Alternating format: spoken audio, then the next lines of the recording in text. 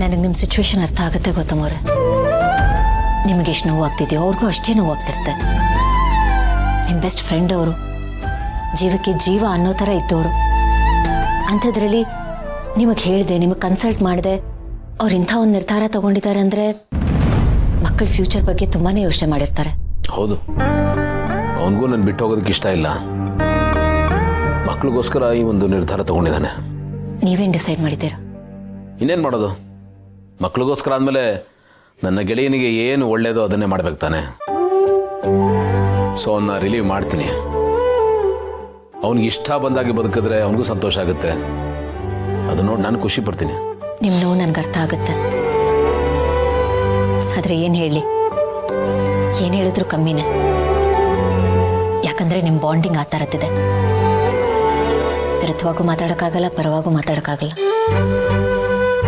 But ಇಷ್ಟು ಮಾತ್ರ ಹೇಳಬಲ್ಲೆ ಗೌತಮ್ ಅವರೇ, ನೀವೇನು ನಿರ್ಧಾರ ತಗೊಂಡಿದ್ದೀರಲ್ಲ ಅದು ಸರಿಯಾಗೇ ಇದೆ.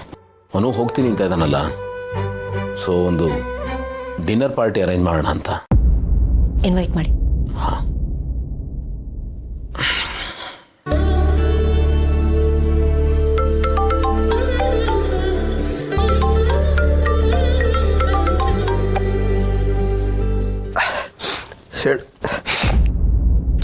ಹೇಳೋ ಗೆಳೆಯ. ಆನಂದ, ಇವತ್ತು ರಾತ್ರಿ ಮನೆಯಲ್ಲಿ ಒಂದು ಡಿನ್ನರ್ ಪಾರ್ಟಿ ಅರೇಂಜ್ ಮಾಡಿದ್ದೀನಿ ಕಣ. ನೀನು, ಅಪರ್ಣ, ಮಕ್ಕಳು ಎಲ್ಲರೂ ಬರಬೇಕು. ಇದು ವೆಕೇಶನ್ ಅಲ್ವಾ, ಅದಕ್ಕೆ ಮಕ್ಕಳು ಅಜ್ಜಿ ಮನೆಗೆ ಹೋಗಿದ್ದಾರೆ. ಮನೇಲಿ ನಾನು ಅಪರ್ಣ ಇಬ್ಬರೇ ಕಣ ಇರೋದು. ಸರಿ, ನೀನು ಅಪರ್ಣ ಇಬ್ಬರು ಬನ್ನಿ. ಬೇರೆ ಏನು ಕೆಲಸ ಇಟ್ಕೊಬೇಡಿ, ಇದ್ರೂ ಅದನ್ನು ಕ್ಯಾನ್ಸಲ್ ಮಾಡಿ. ಆ ಥರದ್ದೇನೂ ಇಲ್ಲ ಗೆಳೆಯ. ನೀನು ಕರೆದಂದ್ಮೇಲೆ ಬರದೇ ಇರೋಕ್ಕಾಗುತ್ತಾ? ಖಂಡಿತ ಬರ್ತೀನಿ. ಕರ್ಕೊಂಬರ್ತೀನಿ ಅವಳನ್ನು. ಸರಿ, ರಾತ್ರಿ ಸಿಗೋಣ. ಬಾಯ್. ಏನಂತೆ?